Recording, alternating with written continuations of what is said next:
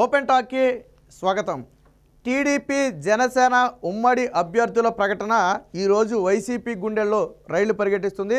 ఇప్పటివరకు వారి పొత్తు చెడగొట్టాలని వైసీపీ చేసిన ప్రయోగాలన్నీ కూడా పూర్తిగా బెడిసికొట్టాయి. ఇక టీడీపీ జనసేన విషయానికి వచ్చేటప్పటికి ఒక నూతన వరవడికైతే తెరదీశారని చెప్పుకోవచ్చు. అంటే ప్రజాభిప్రాయ సేకరించడం కానివ్వండి, మహిళలకు ప్రాధాన్యం ఇవ్వడం కానివ్వండి, లేదా యువతకు ప్రాధాన్యం ఇవ్వడంలో కానివ్వండి, అలాగే మొట్టమొదటిసారిగా పోటీ చేసే వారి సంఖ్యను పెంచడం కానివ్వండి, ఇలా ముఖ్యంగా చదువుకున్న వారిని అసెంబ్లీకి పంపాలన్న ఉద్దేశంతో సెలెక్ట్ చేయడం కానివ్వండి, ఇవన్నీ కూడా ఒక నూతన వరవడికి తెరదీశారని చెప్పుకోవచ్చు. గతానికి భిన్నంగా ఈసారి సరికొత్తగా టీడీపీ జనసేన పొత్తు మీద అభ్యర్థులను అయితే ప్రకటించడం జరిగింది. మొత్తంగా ఇప్పటి వరకు జనసేన 24 అసెంబ్లీ స్థానాలు అలాగే 3 పార్లమెంటు స్థానాల్లో పోటీ చేస్తుందని ఇప్పటికే అధికారికంగా ప్రకటించారు. 24లో ఒక 5 స్థానాలు ఆల్రెడీ పవన్ కళ్యాణ్ గారు కూడా అనౌన్స్ చేయడం జరిగింది. ఇక టీడీపీ విషయానికి వచ్చేటప్పటికి ఈరోజు 94 మంది అభ్యర్థులతో ఒక లిస్ట్ అయితే విడుదల చేయడం జరిగింది. అంటే 94 మంది తెలుగుదేశం పార్టీ అభ్యర్థులు, 5 మంది జనసేన అభ్యర్థులను ఇప్పటి వరకు ప్రకటించారు. అంటే 99 మంది ప్రకటించారు. ఈ 99 మందికి సంబంధించి అత్యధిక మంది గ్రాడ్యుయేట్స్ ఉన్నారు, మహిళలు ఉన్నారు, యువత ఉన్నారు. వారు ఏ వయసు వారు, ఏమేం చదువుకున్నారనేది కూడా మన దగ్గర ఒక లిస్ట్ ఉంది, చూద్దాం. మొదటి నుంచి మనం చెప్పుకుంటున్నాం, అసెంబ్లీకి ఉన్నత విద్యావంతులు వెళితే ప్రజా సమస్యల మీద పోరాడతారని చెప్పి మనం మొదటి నుంచి భావిస్తున్నాం. అందరూ కోరుకునేది కూడా అదే. అన్నింటికీ అర్హత ఉంటుంది, రాజకీయాల అర్హత ఉండదా అని చెప్పి మనం అప్పుడప్పుడు వింటూ ఉంటాం మాటలు.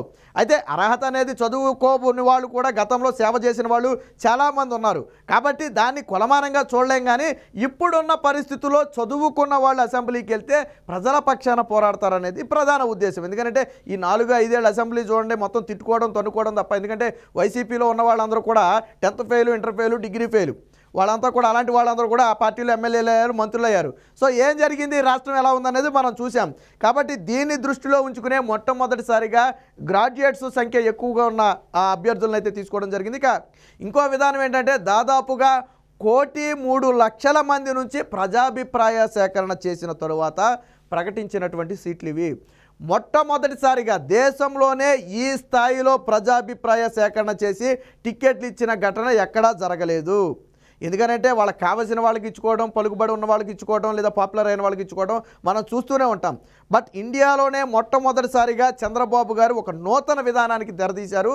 1,03,00,000 మంది నుంచి అభిప్రాయాన్ని సేకరించి మీ నియోజకవర్గానికి ఈ అభ్యర్థి కావాలా, ఈ అభ్యర్థి కావాలా, ఈ అభ్యర్థి కావాలని 3-4 పేర్లు ప్రకటించి ఎవరిని కోరుకుంటున్నారనేది స్పష్టంగా తెలుసుకుని ప్రజల్లో ఉన్న వాళ్ళే కావాలని కోరుకుంటారు తప్ప ముక్కు ముఖం తెలియని వాడు కావాలని ఎవరు అడగరు. కాబట్టి అలాగా సృష్టించి ఆ మొత్తం అభిప్రాయాన్ని తీసుకున్న తరువాత ప్రకటించినటువంటి ఆ విధానం ఇది. బహుశా రేపు దేశానికే మార్గదర్శకంగా కూడా మారొచ్చు ఈ విధానం. ఎందుకంటే ప్రజల అభిప్రాయం ప్రకారం మనం కానీ అభ్యర్థులను ప్రకటిస్తే రేపొద్దున అది ప్రజలకు కూడా మరింత దోహదంగా ఉంటుంది. వాళ్ళతో తిరిగి వాళ్ళ కష్ట సుఖాలు తెలుసుకున్నవాడు ఎమ్మెల్యే అయితే వాళ్ళ బాధలు తీరుస్తాడనే ఒక నమ్మకంతోనే వాళ్ళందరినీ కూడా కోరుకుంటారు. సో అలాంటి వారిని గెలిపించడం కూడా ధర్మం. ఎందుకంటే ప్రజల కోసం కష్టపడేవారే అసెంబ్లీలో ఉండాలి. సో అందులో భాగంగా ఎలాంటి విధానాలు తీసుకొచ్చారు, ఎవరెవరు అభ్యర్థులు, వాళ్ళ వయసు ఎంత, ఏమేమి చదువుకున్నారనే విషయాలను ఒకసారి మనం పరిశీలన చేద్దాం. ఇక టీడీపీ జనసేనకు సంబంధించి ఒక విధానం అయితే తీసుకురావడం జరిగింది. మొత్తంగా చూసుకుంటే మనం ఇక్కడ దేశంలోనే మొట్టమొదటిసారిగా అభ్యర్థుల ఎంపికలో 1,03,33,000 మందిని అభిప్రాయాలు తీసుకుని ఈ లిస్ట్ అయితే ప్రకటించడం జరిగింది. మనం చెప్పుకునే టీడీపీ జనసేనకు సంబంధించిన 99 మంది అభ్యర్థుల ప్రకటనకు గాను తీసుకున్నటువంటి అభిప్రాయ సేకరణ ఎంతమంది అంటే 1,03,33,000 మంది నుంచి అభిప్రాయం మనకు మహా ఉంటే 2.5 కోట్ల మంది లేదా 3 కోట్ల మంది ఓటర్లు అయి ఉంటారు. మహా అయితే జనాభా 5 కోట్ల మంది ఉన్నా అందరికీ ఓట్లు ఉండకపోవచ్చు. సో 3 కోట్లు సుమారు ఓట్లు ఉంటాయి. అలాంటిది 1 కోటి ఓటర్ల నుంచి మన అభిప్రాయం తీసుకోవడం అంటే ఆషామాషి వ్యవహారం కాదు. ఇది దేశానికి ఖచ్చితంగా రాబోయే ఎన్నికల్లో ఇతర రాష్ట్రాలకు కూడా ఇది ఒక మార్గదర్శకంగా మారుతుంది. ఇదిగైనా సక్సెస్ అయితే ఖచ్చితంగా మార్గదర్శకంగా మారుతుంది. ఇది ఒక గొప్ప నిర్ణయంగా చెప్పొచ్చు. ఇక అభ్యర్థుల్లో అధిక సంఖ్యలో ఈసారి మహిళలు, యువత, బీసీలకు పెద్దపీట వేయటం జరిగింది. ఎస్, కరెక్టే. ఎందుకంటే మొత్తంగా ప్రకటించిన అభ్యర్థులలో 13 మంది మహిళలు ఉన్నారు. అలాగే యువత అంటే ఫస్ట్ టైం పోటీ చేయబోయే వారి సంఖ్య 23. 99 మంది అభ్యర్థులలో 23 మంది ఫస్ట్ టైం పోటీ చేయబోతున్నారు అంటే ఏ స్థాయిలో తెలుగుదేశం పార్టీ వారికి అవకాశం కల్పించిందో చూడొచ్చు. 99 కాదు 94 తెలుగుదేశం పార్టీకి కేటాయించిన 94 మంది అభ్యర్థుల్లోనే ప్రకటించిన 94 అభ్యర్థుల్లోనే 23 మంది కొత్త వారు ఉన్నారంటే ఆషామాషి విషయం కాదు. ఇక అభ్యర్థుల విద్య విషయానికి వస్తే 28 మంది పోస్ట్ గ్రాడ్యుయేషన్ అంటే పీజీ చదివిన వారు 28 మంది ఉన్నారు. గ్రాడ్యుయేట్స్ అంటే 50 మంది ఉన్నారు. అంటే డిగ్రీ అర్హతగా కలిగిన వారు 50 మంది ఉన్నారు. అలాగే డాక్టర్లు 3 డాక్టర్లు ఉన్నారు. డాక్టరేట్ చదివిన వాళ్ళు డాక్టర్లు అయిన వాళ్ళు 3 ఉన్నారు. అలాగే పిహెచ్డి చేసిన వాళ్ళు 2 ఉన్నారు. ఒక ఐఏఎస్ మాత్రం ఒకళ్ళు ఉన్నారు. అంటే మొత్తంగా పోస్ట్ గ్రాడ్యుయేట్ కానివ్వండి డాక్టర్స్ కానివ్వండి అలాగే పిహెచ్డి చేసిన వాళ్ళు కానివ్వండి ఐఏఎస్లు కానివ్వండి మొత్తంగా మెజారిటీ సీట్లు అయితే ఆ వారికే కేటాయించడం జరిగింది. అందుకే చెప్పా ఒక నూతన విధానానికైతే శ్రీకారం చుట్టారని చెప్పి మనం చెప్పుకోవచ్చు. ఇక అభ్యర్థుల సగటు వయసును కూడా మనం ఒకసారి పరిగణలో తీసుకుంటే తెలుగుదేశం పార్టీ అభ్యర్థుల సగటు వయసు అందరి వయసు కానీ ఇప్పుడు పరిగణలో తీసుకుంటే 52 సంవత్సరాలుగా ఉంది. అదే వైసీపీ అభ్యర్థుల సగటు వయసును కనుక మనం పరిగణలో తీసుకుంటే 54 సంవత్సరాలుగా ఉంది.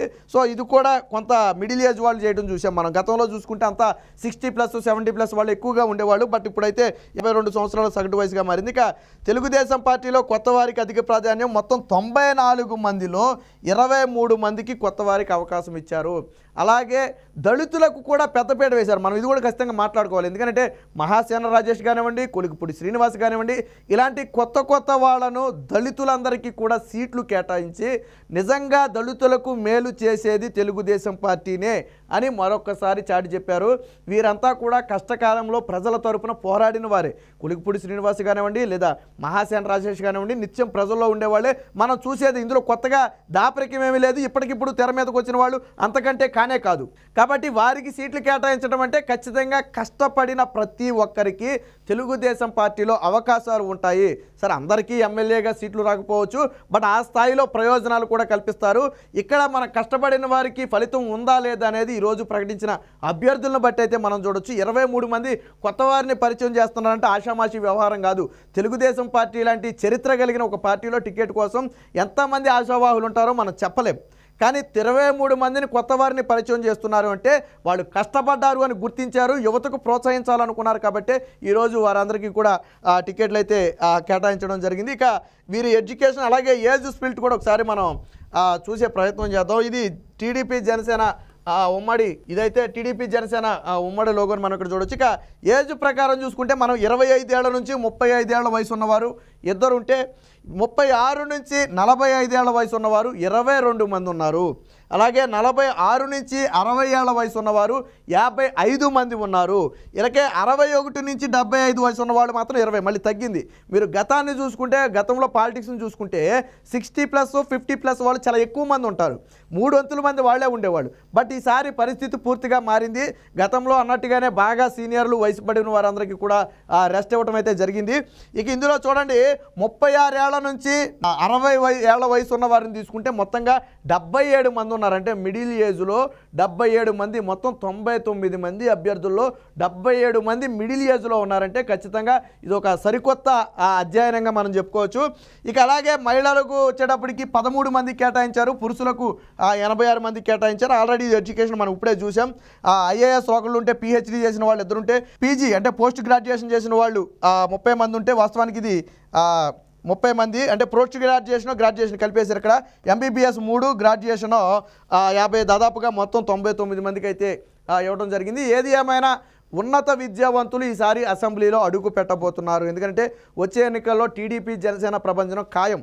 మెజారిటీ సభ్యులు గెలవడం కూడా ఖాయం. పవన్ కళ్యాణ్ గారు ఆల్రెడీ చెప్పారు తీసుకున్న సీట్లలో 98% స్ట్రైక్ రేట్ ఉన్నటువంటి సీట్లే మేము తీసుకున్నాం. అంటే దాదాపుగా గెలిచే సీట్లే తీసుకున్నాం. ఇందులో 24 గెలుస్తారనుకున్న సీట్లే తీసుకున్నారు. 1 ఏదైనా అటు ఇటు అవ్వచ్చు కానీ 99% సీట్లు అయితే గెలవటం అయితే కన్ఫాము. అలాగే తెలుగుదేశం పార్టీ అభ్యర్థులు కూడా గెలుపు గుర్రాలనే ప్రధానంగా ప్రకటించారు. పార్టీ కోసం కష్టపడి ప్రజల్లో తిరిగిన వాళ్ళనే అభ్యర్థులుగా ప్రకటించారు. ఏది ఏమైనా వచ్చే ఎన్నికల్లో వీరి ఇరువురి కలయిక జగన్మోహన్ రెడ్డికి అతిపెద్ద ఎదురు దెబ్బగా మారబోతుంది.